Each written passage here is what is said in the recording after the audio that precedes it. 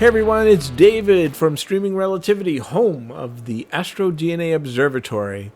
This week I was thinking about how amazing astrophotography is as a hobby and how rewarding it is. And at the same time I was thinking, it's really hard.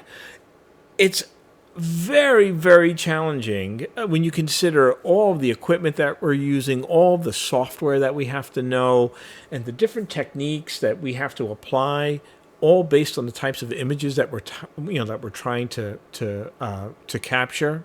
It is a very, very complicated hobby, and it's a wonder to me that any of us have any measure of success here, especially if it's a matter of judging success based on the quality of the compositions and the images that we're creating. But what I do know is that if that's what makes success in this hobby, the image, then there's nothing more important than the stack. Those stacks that you create from your raw data. So today, I'm going to cover the 5 essential steps that I think you need to follow using Siril to create great stacks that can be used in your post-processing. And I'll tell you, you don't have to be a beginner to appreciate this video. You can be an experienced Siril user. I find that a lot of people use the built-in scripts that Siril provides for producing their stacks, and that's quite all right. But I don't. I actually go through a manual process, and I feel like by doing so, I have a better appreciation for the steps that are involved in stacking, and I have more control over the outcomes. So the good news is that it's not complicated. It's actually really easy, and so why not? Why not do this in a manual, fully manual way? So I am going to cover the 5 steps. I'm going to tell you how to organize. I'm going to tell you how to convert. I'm going to show you how to calibrate. I'm going to show you how to register, and I'm going to show you how to actually do the stacking. So if you're into this kind of information, these kind of videos, and you're like astrophotography, go ahead, subscribe. I think you'll enjoy the channel, and I think you'll love being part of the community that's forming over here. And with that, let's get to it. Okay, so let's get the preliminaries out of the way. For those of you who don't know, or perhaps you're unsure, stacking is a process of combining data from multiple images to create a single image with improved signal and increased signal over noise ratio. And this is a mathematical treatment of the image data, which includes statistical rejection of outliers. And it also has averaging functions, which may or may not be weighted. It's a pretty sophisticated process. And contrary to what most people believe, stacking is not the equivalent of adding signal together. It's much more sophisticated than that. And thankfully, there are software products that are freely available and also premium products that perform the task of stacking for us. Now, Siril is one of those options. It's the option that I have used. It's not the only option that I have used, but I do like Siril. And so go to Siril. If you do not have Siril installed, you can go to Siril.org. It's their website. And you'll see that Siril, the latest version, 1.2.0, is available on 3 different operating systems. And go ahead and choose the operating system that you're using and install Siril. Once Siril is installed, you'll be able to follow along with the balance of this video.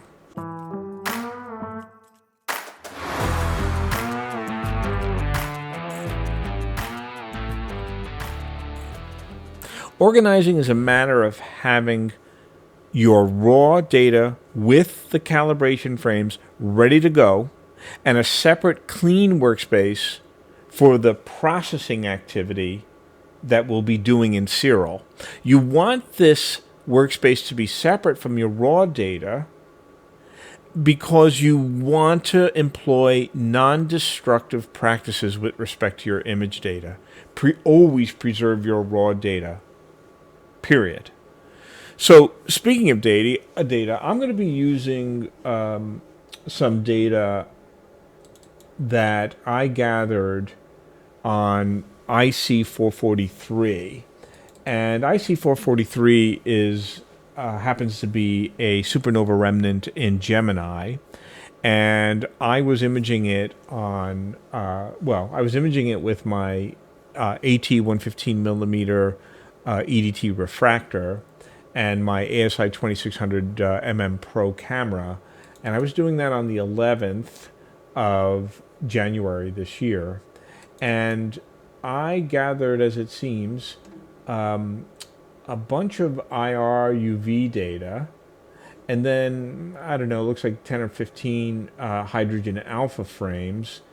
And it seems that I abandoned this session because clouds rolled in and the hydrogen alpha data started to become compromised. So what was I going to do? I could toss all of this data, or I can use it for purposes of a tutorial.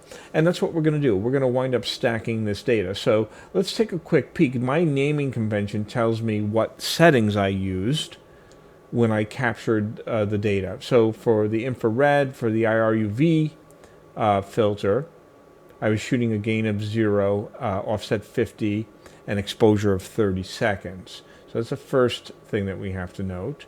And the next thing that we'll note is that the hydrogen alpha, which is a narrow band filter, I shot with a gain of 100 as opposed to 0 and offset of 50, but for 2 minutes. So what that means is that I need calibration frames for those settings to be used in the process. So if I go to my calibration library and I look underneath the AT115EDT, first I'm going to look underneath the gain 0 offset of 50. A 1x1 binning is what we shot. And I'm going to take a look and see if I have darks. Let's start with darks, and I do. I have a 30-second master dark for that gain and offset setting. Now I'm going to come back and I'm going to take a look on the 150, the 100 gain, 50 offset, and I'm going to make sure that I have a 120-second master dark, and I do. Now the only other thing I have to check for is my flats. And I shot HA, so I need to make sure that I have an HA flat for 100 gain 50, and I do here. And now I'll do the same exact thing. I'll go back and we'll do the same exact thing. For the IR UV filter, IR, I have a flat for gain 0, offset of 50. Now, I have an entire video that talks about calibration frames, what they are, why we need them, and how to create them, and I'll put a link in the description below. But calibration frames is a separate topic, and that's why it's addressed in a separate video. But now I see that I have my raw data, and I have my calibration data frames, which is what I need in order to do processing. Now, where am I going to process? I process in a separate area, which I call my workspaces. And as you can see, I have set up a workspace called IC443. Now, IC443 is a folder. And inside that folder, I have a subfolder for the AT115EDT with the ASI2600mm Pro camera. And then inside of that, I have a date, which is the date of the 11th. And I have stacks. I have a folder called stacks. Other than that, it is empty. The way that I like to organize my workspaces is by target, followed by instrument, and then date.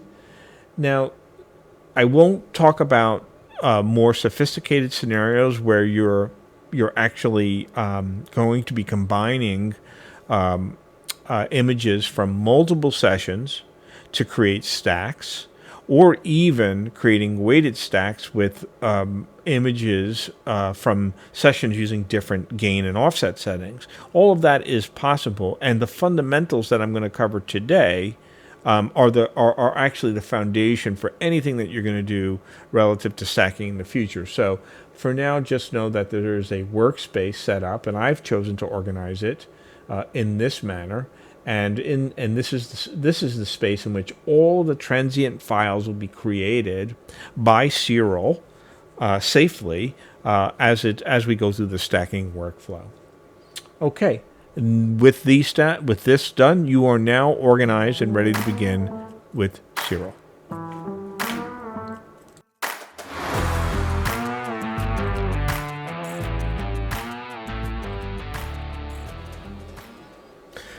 Okay, so I've launched Siril, and as we can see, it is running 1.2.0, which is the latest release of Siril.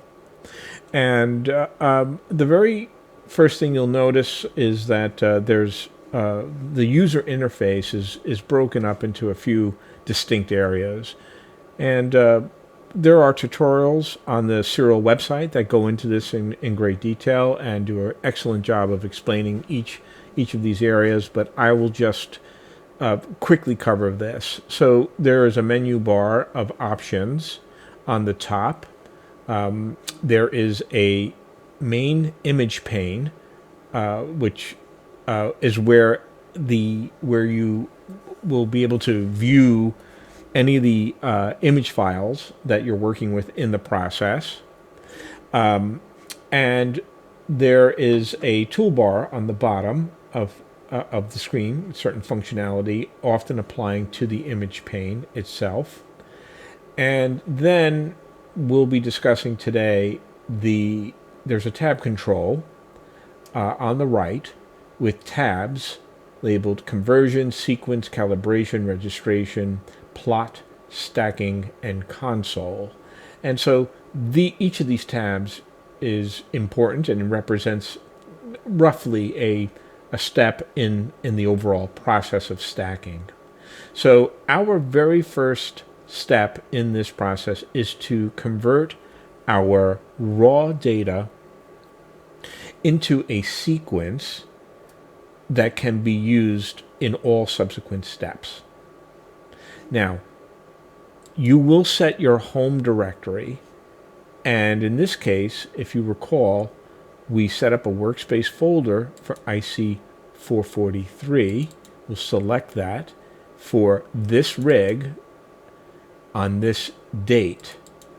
And now we can say we want all of our processing to happen in this folder, and the end result of what we're doing, we're going to save in the stacks folder. So all the files that are going to accumulate in this folder are, let's call them transitional files, that are created throughout the stacking process. And ultimately, you'll be able to clean those and delete those if you'd like. So the first thing we'll do is create a sequence of our raws. So I'm going to add, and I'm going to select from the raw data for this target on that date. And let's go ahead and why don't we start by stacking the infrared data, the IRV filtered data. And we do that by simply selecting all of the FITS files, the raw files, and we add them. Now, these are the files that we are going to convert to a sequence that will be used in subsequent steps. So we can continue to add raw files from other sources if we wanted to, if we needed to. We can individually remove a file from the list with the negative icon, or we can remove all of the files in the list with this delete icon. So as you can see, we have 60 files that have been loaded, and we are now going to convert that. So converting this, and we're going to convert these images into a sequence of fit images, and therefore we're going to need to give it a name. And for demonstration purposes, let's say that we want to name this the IR sequence, because this is my infrared UV filtered data. I've selected symbolic link, which allows me to conserve a little bit of disk space here. Instead of them copying over these files into the sequence, it does a reference to them, a link to them. You will need to turn on developer mode if you're using a Windows machine, and the process of doing that is well documented within Siril. So we're going to go ahead and we're going to convert these files. And now you'll notice that we went from the conversion tab automatically to the console tab, and there is messaging here. So this began with a message that processing of 60 files began, and the conversion succeeded. There are 60 files that were created for the 60 input files. And then it indicates how long it took, and it also gives you a time of execution. Okay, so you'll also notice that the screen went black here. Now, actually, the screen is now showing the first frame of the sequence. And because it's being displayed in linear mode, and we know that astrophotos are very much squished to the left-hand side of the histogram, we really can't see that. So I mentioned this toolbar. This toolbar allows you to perform tasks against the image pane. So if we want to take a look at what exactly that image data looks like, we can call for an auto stretch.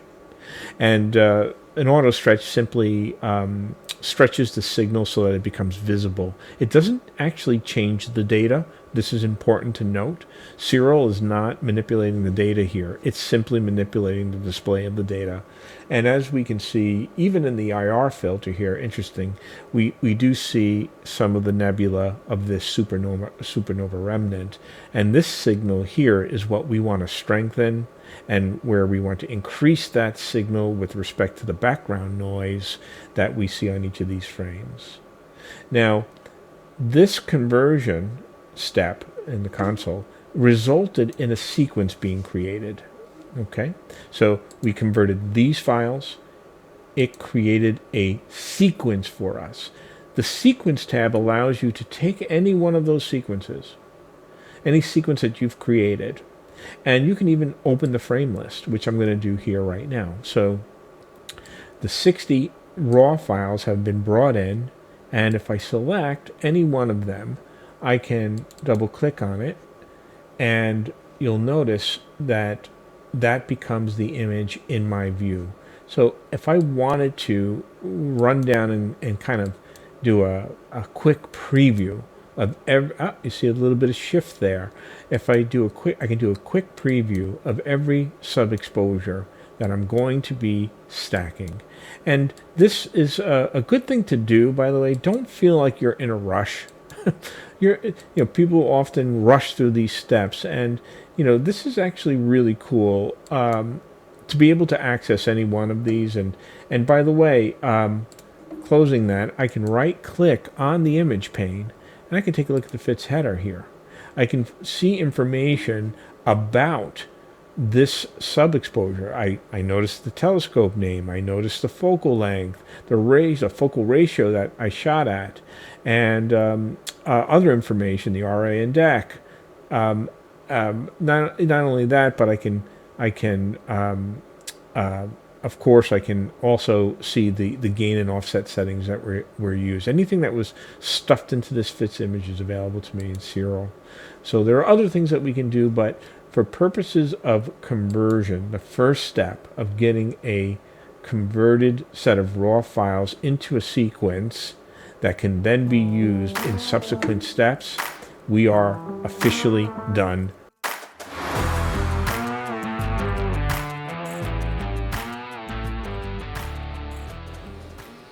Okay, with our raw files converted and in a sequence, our next step is going to be to calibrate those files. And calibration is really a process of removing defects from your subs using calibration frames that you have created either during the session or prior to the session, and you have stored in your calibration library.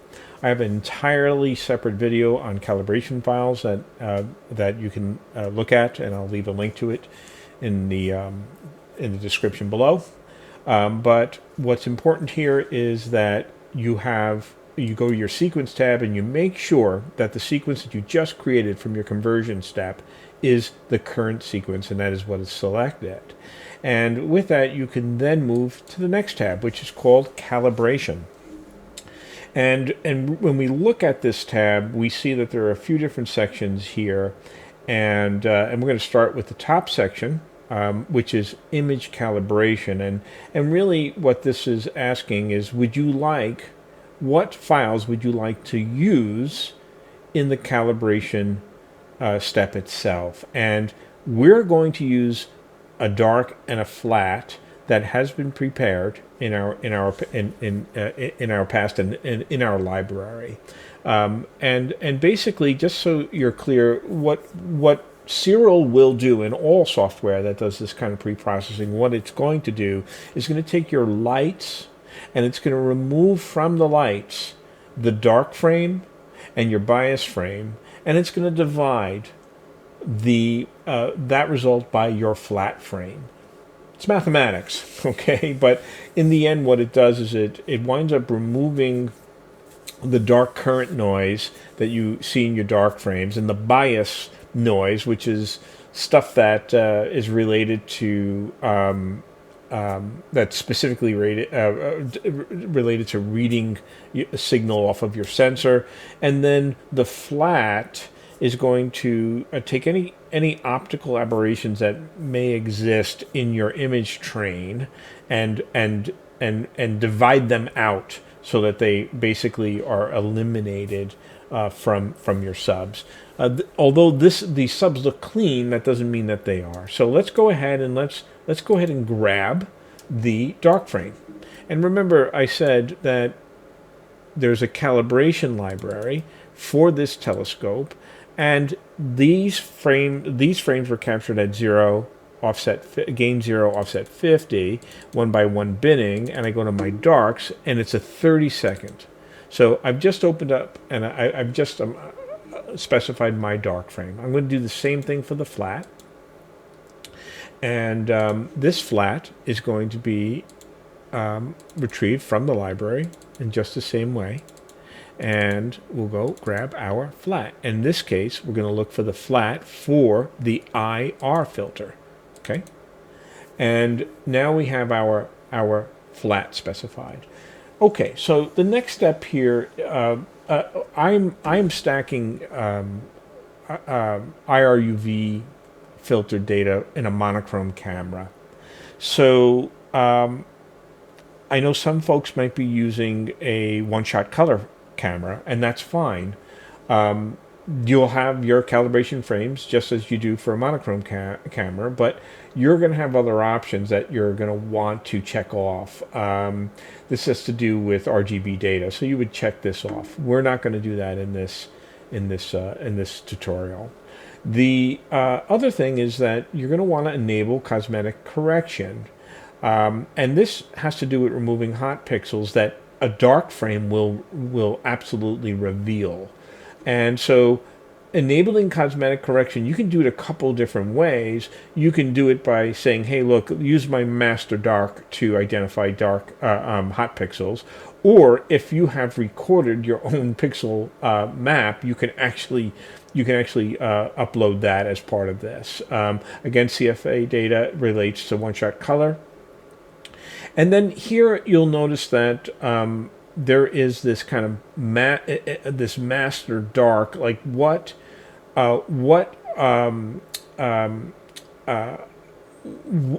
is considered to be a defective pixel, how many deviations away, how many standard deviations away from the norm are we going to use to determine that. And you can estimate that by clicking on estimate here.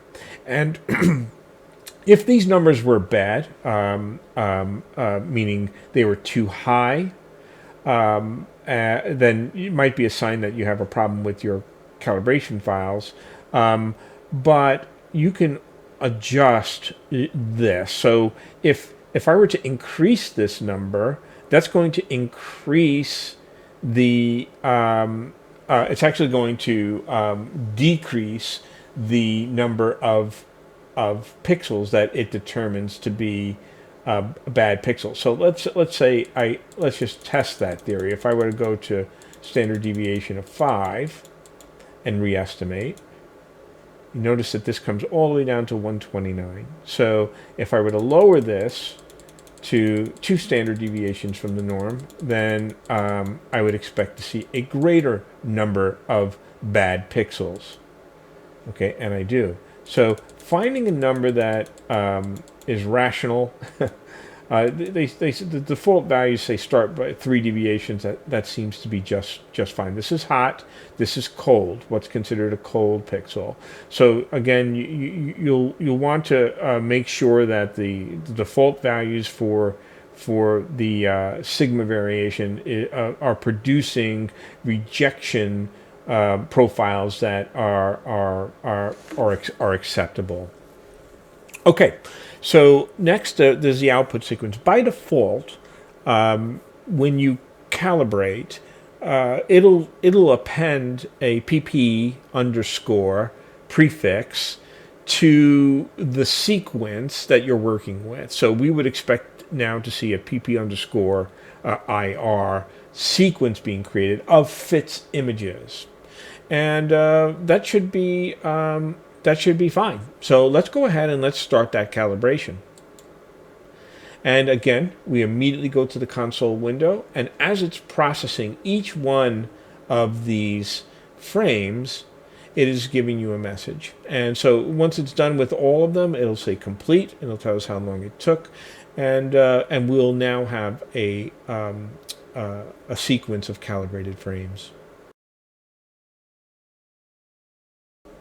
Okay, I sped that up because obviously I'm working with rather large subs here, and it depending on your machine and how many GPUs you have, it may take a little bit to get this done. So that took about a minute to process 60 frames for the ASI2600 camera, and it all looks good. And in fact, if we go to the sequence, by default, that calibrated sequence is now chosen, and that means it's lined up for the next step. We again can open up that sequence, and we can go through and take a look at the processed images to see what they look like, if there's any issues, and all the way down. Let's go all the way down to the last, and we can randomly pick. See, you can see slightly different background signal here than this, but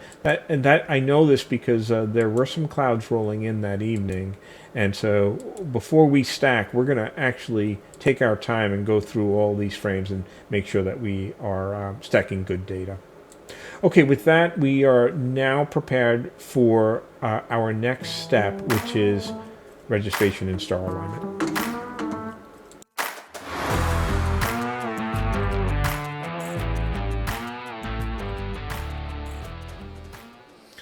Okay, it's time to align our images in this calibrated sequence. Again, go to the Sequence tab, make sure that you have chosen the sequence that was created from the calibration step, pp underscore, and go to the Registration tab.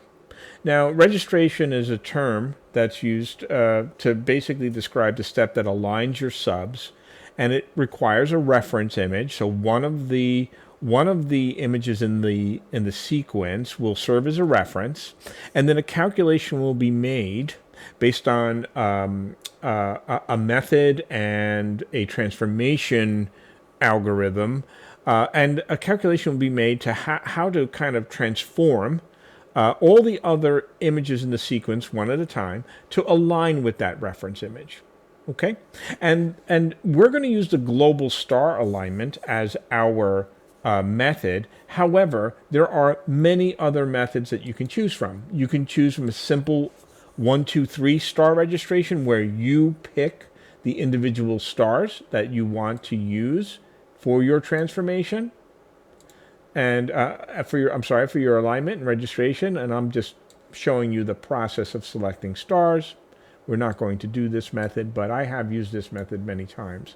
So there's an example. We have 3 stars, and now the algorithm will align based on those 3 stars. That's one example. Another example might be if you're imaging comets or asteroids, and you want to stack the signal of the comet or the asteroid, and you don't care about the stars. In that case, you're going to have to identify the comet or the asteroid in your first frame in the sequence and put a box around it. And then you're going to have to identify the comet or the asteroid in the last frame of the sequence and by putting a box around it. And what the algorithm will then do is make sure to stack that signal, and you'll ultimately, in the stacked image, you'll ultimately get trailing stars, but you'll get a nice stacked signal of your comet or your asteroid. So again, there are different methods based on your target and the quality, I'd say, of or the number of stars that are available. There's so many different things that might affect it, but generally speaking, if you have a star field, use global star alignment. And then from a transformation choice, this is really about degrees of freedom that you want to use in the transformation calculation. Fewer degrees of freedom require less calculation and are less accurate, let's just say. And homography is basically 8 degrees of freedom in the calculation, and it is the default, and it's quite accurate. So that is the transformation setting. Minimum number of star pairs, so minimum number of stars, maximum stars to use in a fitting, up to 2,000. You can, again, adjust this if you need to, but I just don't think that is at all necessary. So what we'll wind up doing is registering all the images from the sequence. There are other ways of doing this. You can register only specific images in the sequence, but go ahead and register them all. And we're going to have a step to review afterwards before we stack. We'll review what the results are of this registration process, and we'll eliminate anything that we don't want in our final stack. Okay, so this is going to produce an output sequence with a prepending the R underscore prefix, and stick to the standard algorithm that is used for rotation.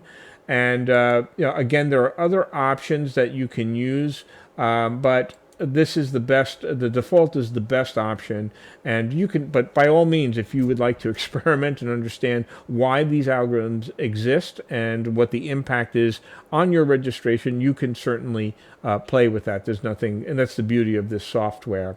So with that, we've chosen our global star alignment. I'll make one last point. If we were doing a one-shot color or a DSLR, I should say, any kind of RGB images that we're working with in our sequence, you will have to choose a channel, and you will normally choose the green channel because it's usually the strongest signal.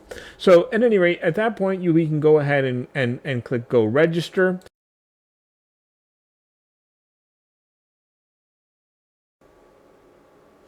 Okay, so I sped that up as well, and that completed 60 images. And registration is completed, all successfully, no failures. And if you slide up and look at the console, it actually tells you what rotation it needed to apply and what changes in the X and Y, what shifts were necessary to align the image against its reference. And at this point, we now have a sequence, which is our registered set of frames. And with that, we're going to move to the final step here, which is stacking.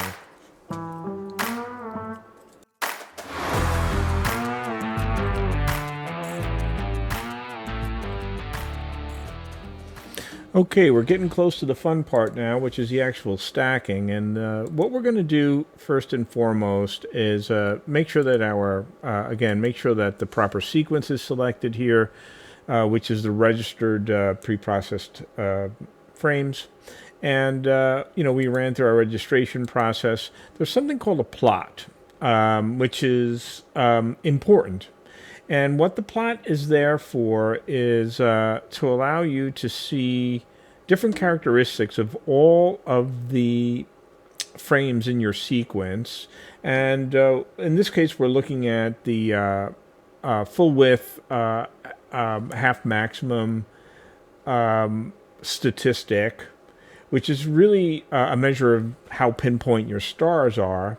And actually, this looks very good, that these stars, like the extreme case here, would probably be frame 56. And let's take a look at frame 56. And, can you argue that the frame 56 is going to be a little more bloated than, let's say, frame 55? Maybe 54. Let's see, 53. If it's getting any, we can zoom in a little bit here and see whether or not stars look a little bit more bloated. Let's get back. All right, so 56 again versus 55. 55 is a little tighter. 54 even tighter yet. And so this is one way that you can kind of isolate frames in your sequence to see whether or not you want to exclude them. If we did not want to include 56, if we felt that this variance in the full width half maximum was too great, we could uncheck it, and the big X will go through it. And of course, that means that this frame will not be included in the stack. I actually don't see a reason why we wouldn't include that in the stack, so I'm going to leave it. I'm going to quickly run through every frame here to see if there's any kind of artifacts that bother me, but and I'll obviously speed this up so that you don't have to experience that pain.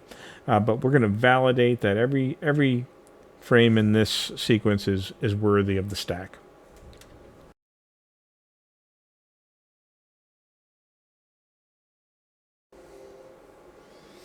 Okay, I'm actually satisfied with all of the data here, and I'm going to include it in the stack itself. So all frames in the sequence will be included in the stack. Okay, now for the fun part, the stacking itself. I'm going to keep this very simple. We are dealing with a deep sky object generally, so we're going to have a star field, we might have nebula, we might have a galaxy, globular cluster, what have you. Generally speaking, you're going to want to use an average stacking with rejection method. And when you choose such a method, you're then going to have to choose a normalization and a pixel rejection strategy. Normalization method is all of the input files will be normalized, and meaning their signals will be normalized against some reference image before the stacking algorithm is run. So in this case, you usually choose between additive or multiplicative. Additive is what you'll use with scaling for your light frames. Multiplicative is usually used when you're building calibration frames, specifically when you're building out your flats. So additive is your choice here. And then your pixel rejection methodology, there's usually 3 that you'll choose from, and you can read up on each of these. It's either going to be sigma clipping, it's going to be Windsorized sigma clipping, or it's going to be median sigma clipping.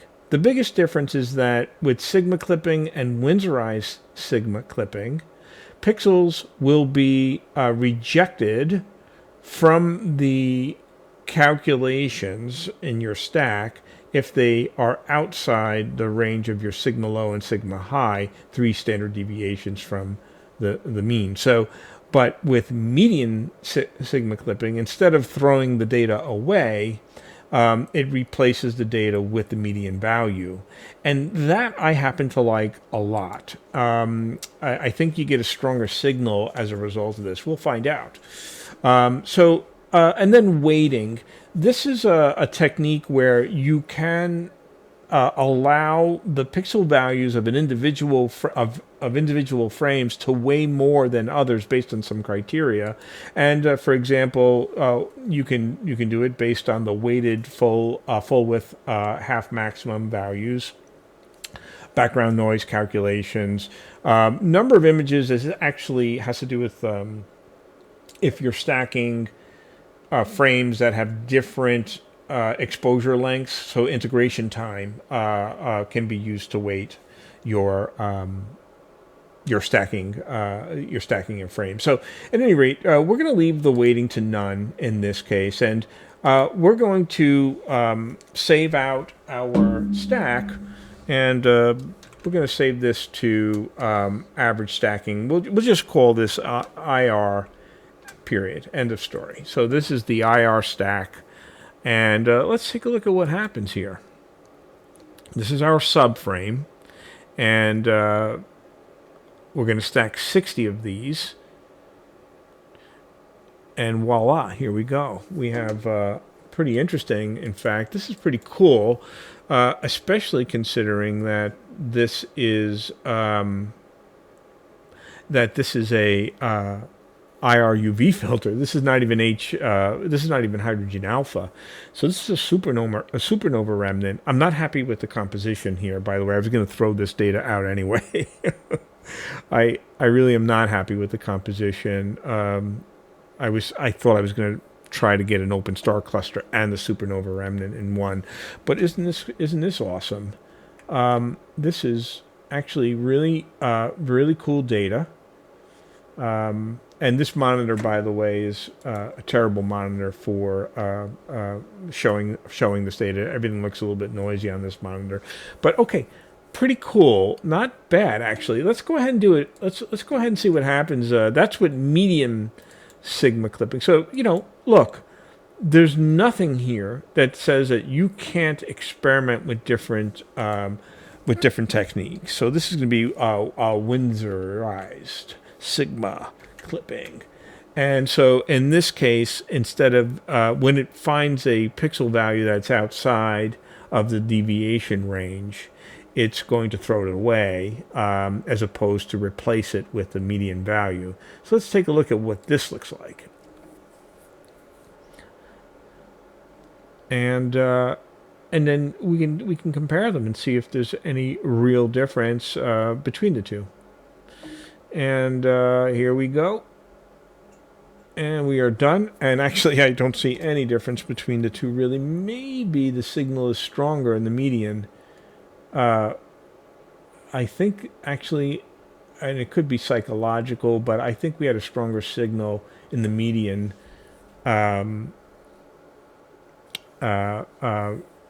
instance. We'll take a closer look at that. Okay, cool. You can play with all of this if you want to choose a different method. Again, I would these methods, you should research them before you choose them, just to kind of adjust your expectations in terms of what you'll get as a result. But basically at this point we have created a really awesome stack. And you know what? I'm going to time lapse it now, and we're going to do the same exact thing with the hydrogen alpha, and because I'm interested in seeing how nice the hydrogen alpha data looks like for this supernova remnant.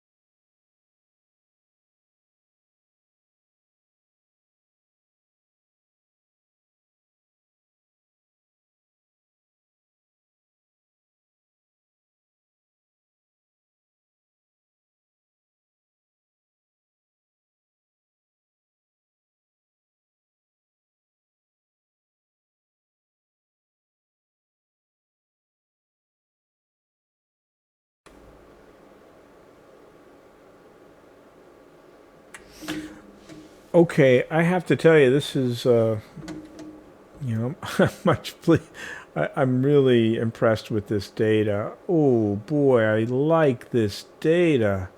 Oh, I like this image. I suddenly like this image. I hate that I like this image now, mostly because I don't have any other narrowband data for it. I simply have the HA and the and let's just call it luminance data. But really very nice stacks, considering I only had about, gosh, I don't know how many images that we have here. 13 images, 13 2-minute images. This is 26 minutes of hydrogen alpha data. And I love it. Look, can you imagine what this would be like if we had 4 hours of hydrogen alpha data, 8 hours of hydrogen alpha data, plus the other narrowband data that we could have collected? This is a really cool target in Gemini, by the way. But okay, with that, listen, we we have gone through the essential steps needed to produce stacks with Siril, and I have to tell you, I like the look of these stacks. Okay, folks, I'm going to call that a wrap on this stacking tutorial. And you know what? I wasn't really sure if I was going to enjoy doing a tutorial, but I really did. And that means I'm going to create more of these videos. And if you liked it and you're into astronomy and all things astrophotography, go ahead, subscribe. It doesn't hurt a bit. And when you subscribe, you get notifications whenever I put out new content, which seems to be, I don't know, once or twice a week. So, with that, happy stacking, and I will see you on the next video.